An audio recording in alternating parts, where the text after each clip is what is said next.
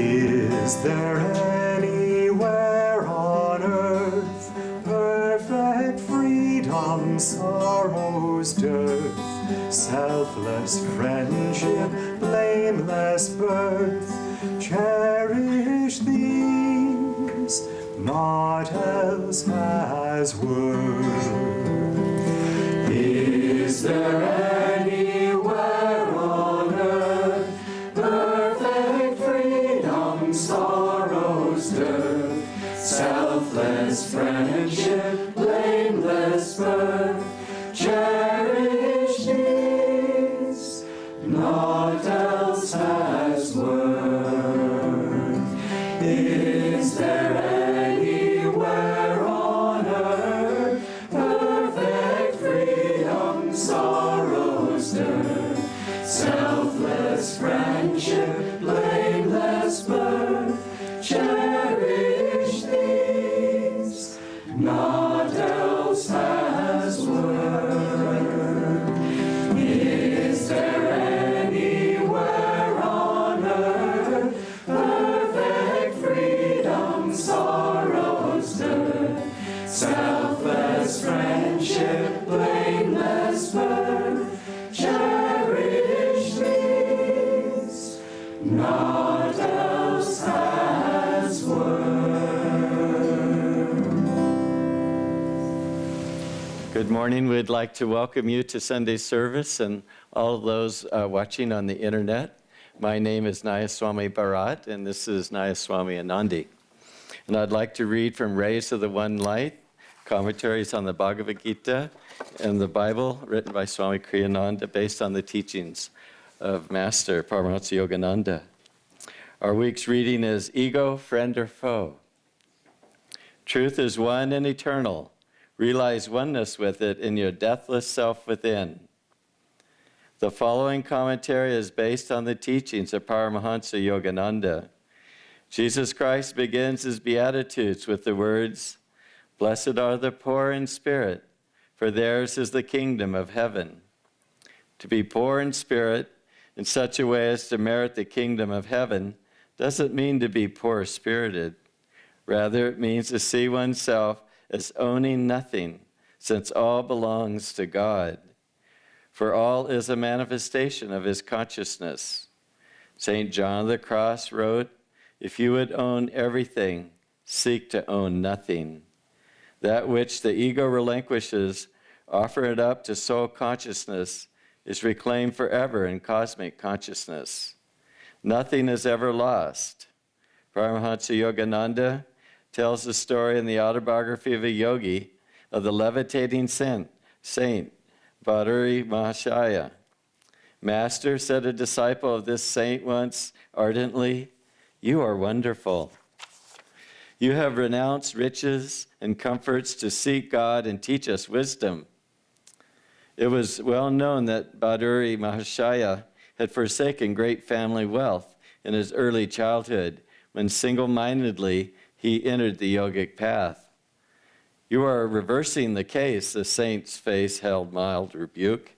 "I have left a few paltry rupees, a few petty pleasures for a cosmic empire of endless bliss. How then have I denied myself anything? I know the joy of sharing the treasure. Is that a sacrifice? The short-sighted worldly folk are verily the real renunciates. They relinquished an unparalleled divine possession for a poor handful of earthly toys." The Bhagavad Gita in the 3rd chapter states, "All things are everywhere by nature wrought, in interaction of the qualities. The fool cheated by self thinks, this I did, and that I wrought. But ah, thou strong-minded prince, a better lesson mind, knowing the play of visible things within the world of sense, and how the qualities must qualify, standeth aloof even from his acts. Thus, through Holy Scripture, God has spoken to mankind."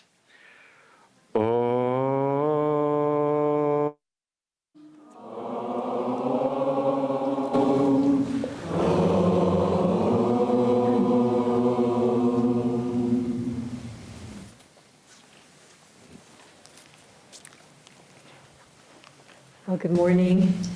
We have a wonderful way to start our service this morning because last night Adam and Molly had their baby boy, Henry Krishna Trowbridge, and this soul has just completed quite a journey to become part of the Ananda family. So we're going to begin by welcoming him with 3 ohms. So let's just picture Henry Krishna and his mother and father, and we rub our hands together, drawing energy into the hands. And as we chant Om, see them surrounded and blessed by the masters. Om.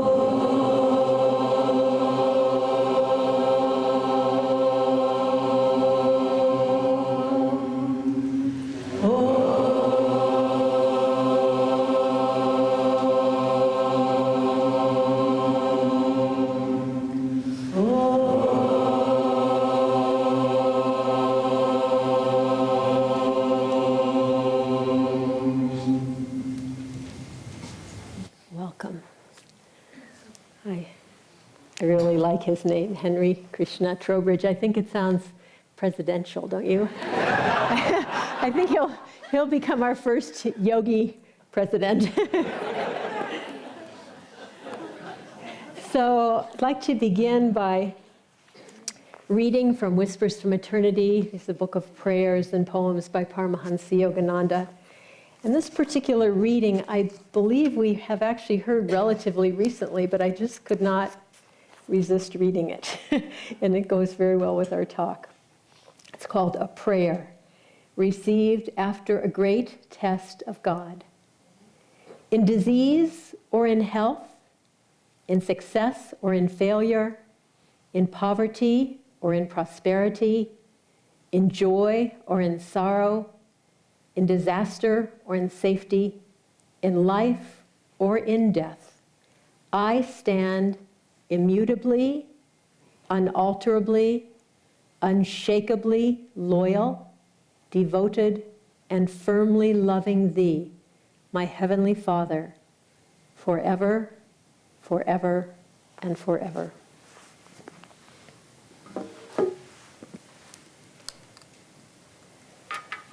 Well, this morning's reading posed the question, ego, friend or foe?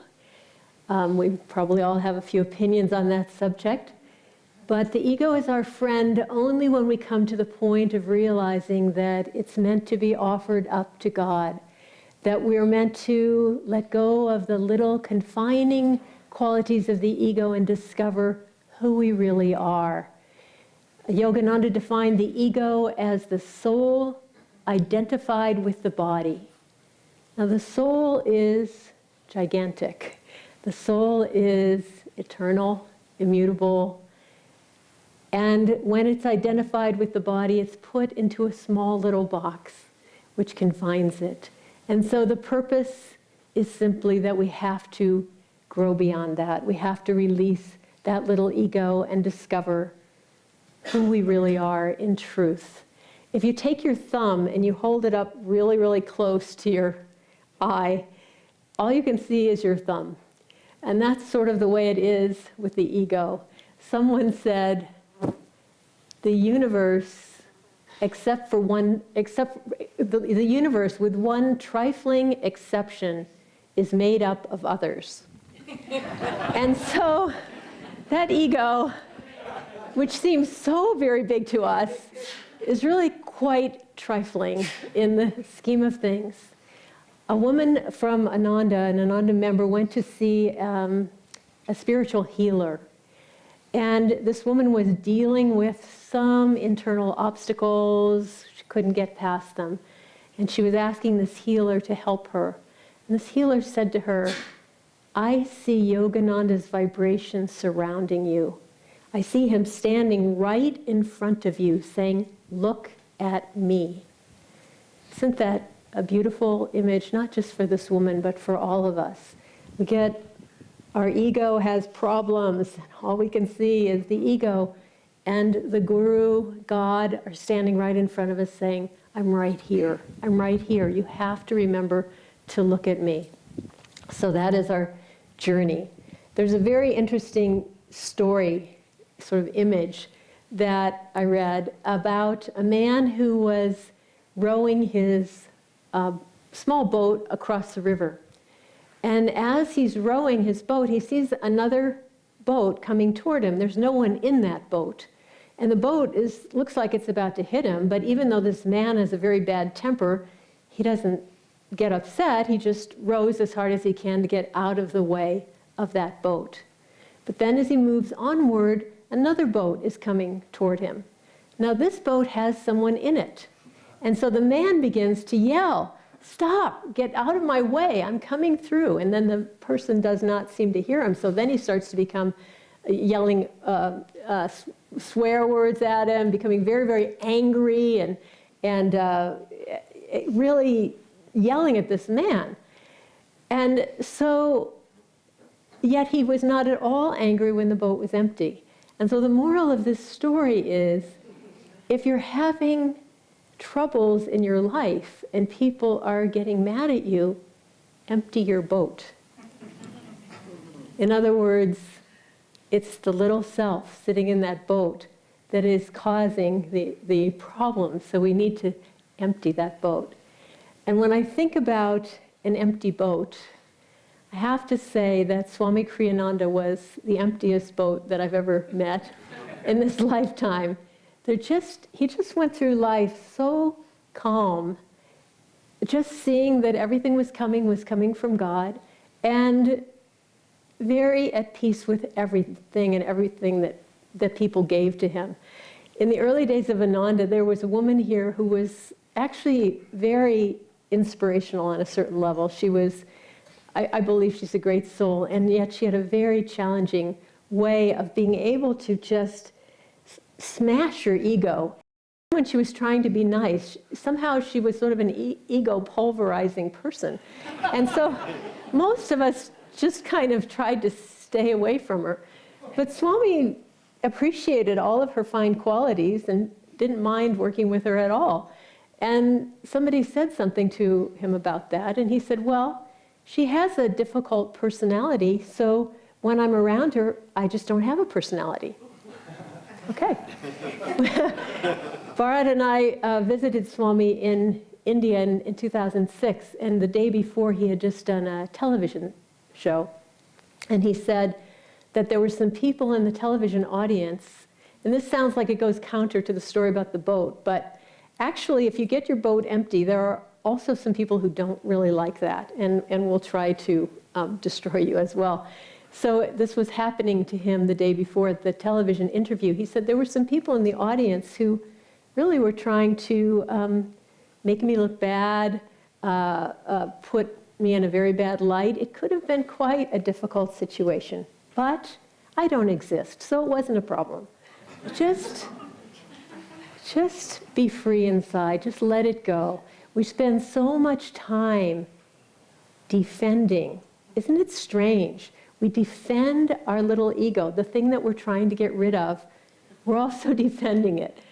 So we want to let that go. There was a man, and Swami used to talk in the early days about a wonderful monk that he knew. I don't know how wonderful the monk was himself, but his name was wonderful, and we all loved it. His name was Shunyabai, and the name meant Brother Zero. And Swami would talk about why we need to bring ourselves to the point of being zero. We diminish the littleness inside of us so that we can experience the power of the soul hiding underneath it.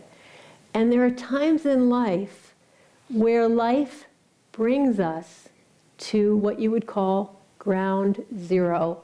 It happens in everyone's life. Maybe it comes through illness, maybe it comes through death of a loved one, divorce, things that really pull the foundation out from the props that the ego usually has. This is the kind of person I am. This is what I do for a living. This is all that defines me. Suddenly, it's gone. And those are, when they're happening to us, they seem like a big mistake, that our life course is being interrupted by this thing that shouldn't be happening. But the truth is, actually, that is probably the reason we incarnated. So those are the times to be very, very aware that God has something special for us, and how do we align with that? In Ananda's history, there are a couple of notable ground zero experiences. In 1976, the community burned to the ground. And so in one afternoon, 21 of our 23 homes and 400 of our 600 acres became ashes. That was a fairly dramatic experience. And that was in the days before anybody ever thought of insurance, or savings in the bank. And so there was nothing really on the table by way of how we were going to rebuild. So it was very much of a fresh start. It was as if God took an eraser and said, well, that was your first try at community. Let's just erase that one. That one wasn't your best. What have you learned from that one? Let's start over. And that's what happened. So that turned out to be the most important blessing, one of the most important blessings we've had, and the beginning of Ananda as we know it now. Then in the 1990s, another spiritual group sued us, tried to destroy us, sued us for 12 years, costing millions of dollars, which we didn't actually have at the time, though it came in the process as we needed it, miraculously. And once again, 100 people left the community because, once again, looked like we were being taken to ground zero.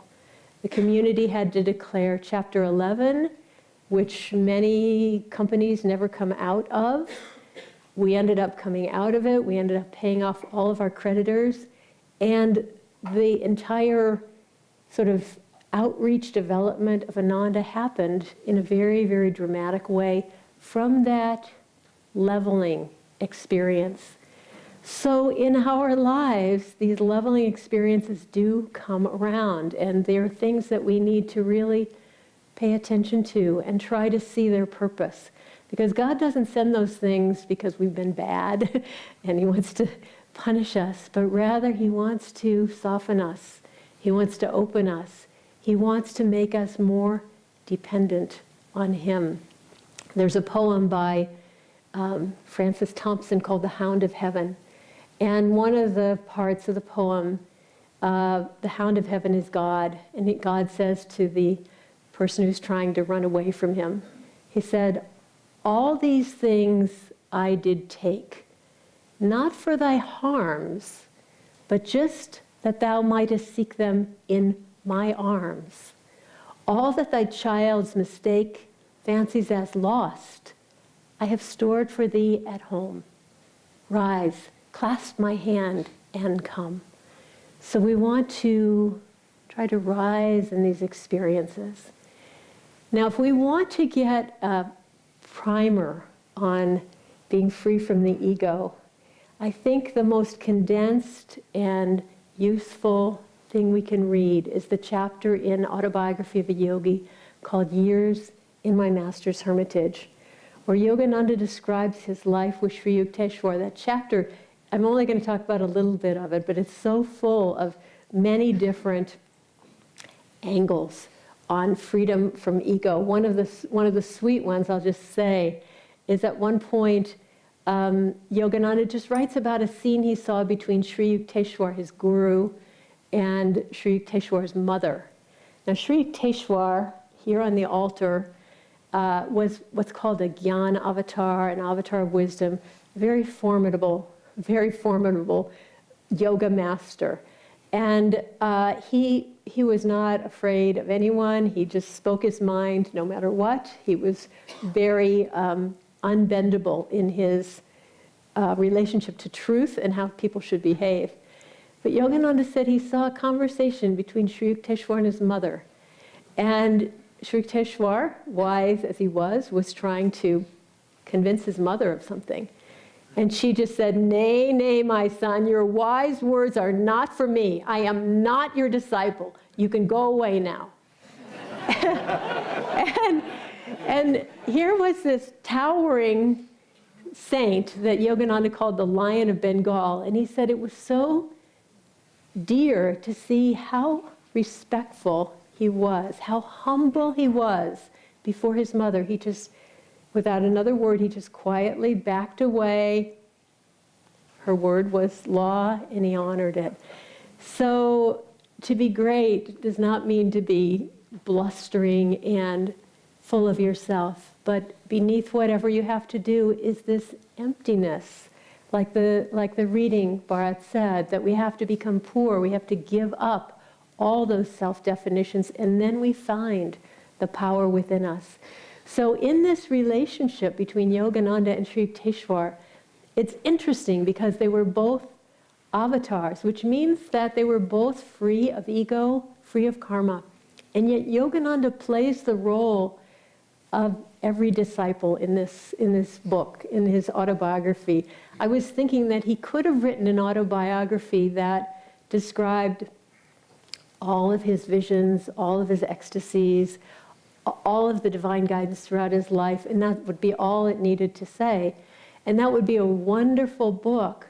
But what he did instead was he played out the various delusions that we all fall into. And so it makes the book so such a dear friend to every seeker. So in this part of the book, he says that Sri Yukteswar used to just demolish him. He said, I was used to discipline. He said, my father was strict, my older brother was severe, but Sri Yukteswar was drastic. And he said, I was grateful beyond measure for every blow with which he dislodged a tooth in my metaphorical jaw. That the crust of ego can't be dislodged except forcefully. The Sri Yukteswar would just pummel him. I don't mean physically, but with words, correcting him. It didn't matter if they were alone. It didn't matter if they were in front of 100 people. He said if he saw a trifling inconsistency in my behavior, or in other words, if he slipped out of being 100% present, aware, energetic, willing, he heard about it very forcefully. And he said he was very grateful for it, but he said he was also a little bit afraid of it in the beginning, as you can imagine. And he said, then I released my underlying resentment to this criticism. And when the resentment was gone, I noticed that I wasn't getting criticized as much. And then he said, finally, I demolished the wall of rationalization and subconscious reservation behind which the personality shields itself. By personality, I think you could substitute the word ego. So this fascinating rationalization and subconscious reservation. So whatever happens in your life, I'm not going to share my rationalizations, but I'm sure you could list your own. Oh, well, I wasn't, my upbringing and my parents weren't that loving and I can't do that and my body type doesn't allow me to do that. And all these different things, why we can't be what's being asked of us. And we're defending our right to be small. We're defending our right to be weak and little. And we need to release that.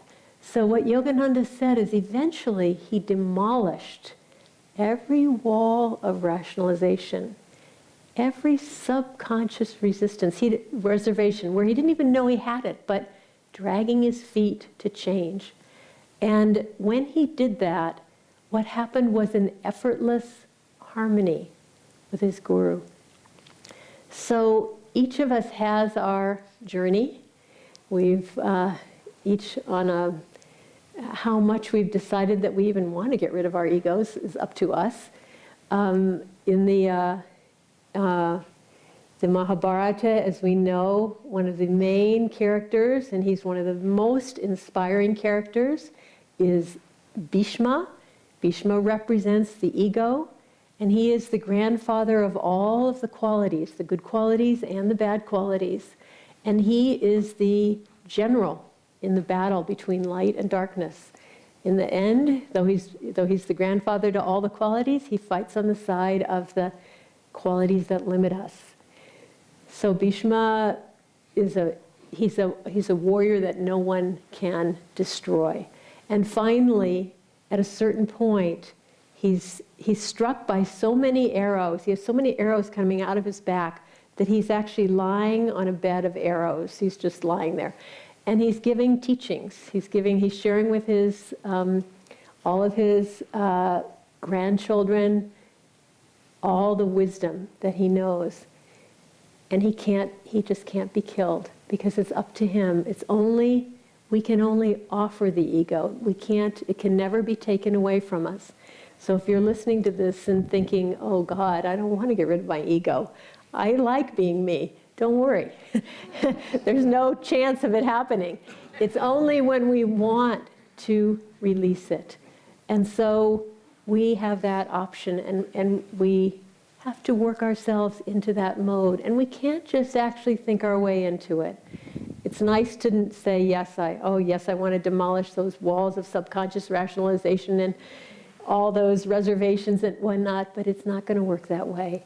We can't give up something until we have something better to substitute for it. And so what we have to do is plumb the depths of our soul. We have to experience what is inside of us that is much more appealing than littleness, than ego, than the sense of I and mine.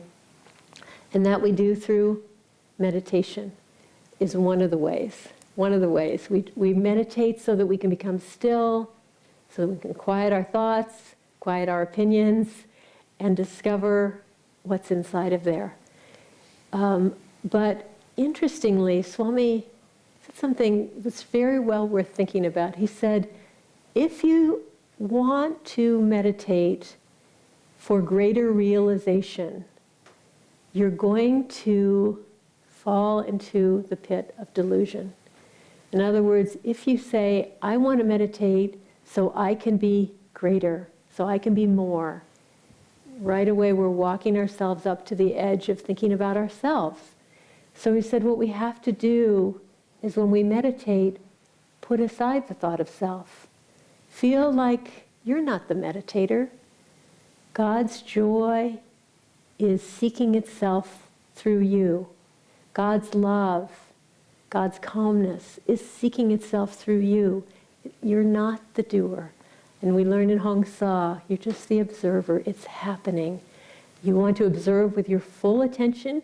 You want to give it your most intense, relaxed, energetic participation, but to feel that it is being done through you. God is doing it through you, so that we learn to experience more of that presence inside of ourselves. So meditation is a key to it, but it has to be linked to devotion, to love God more and more, so that love is what fuels our desire to become still. That love is what fuels our desire to know God. The love and the experience of silence, they work together hand in hand. And with the two of them, if we practice with all of our heart, with all of the inner freedom we have to bring to it in this moment, we grow in inner freedom, we bring more of that, and more we walk to the process of self-discovery, self-realization. And that is the surrender of the small self. Yogananda said, the path to the heart is too narrow for both the ego and God to walk it together. We have to be willing to step aside and let God have the path to our hearts. Blessed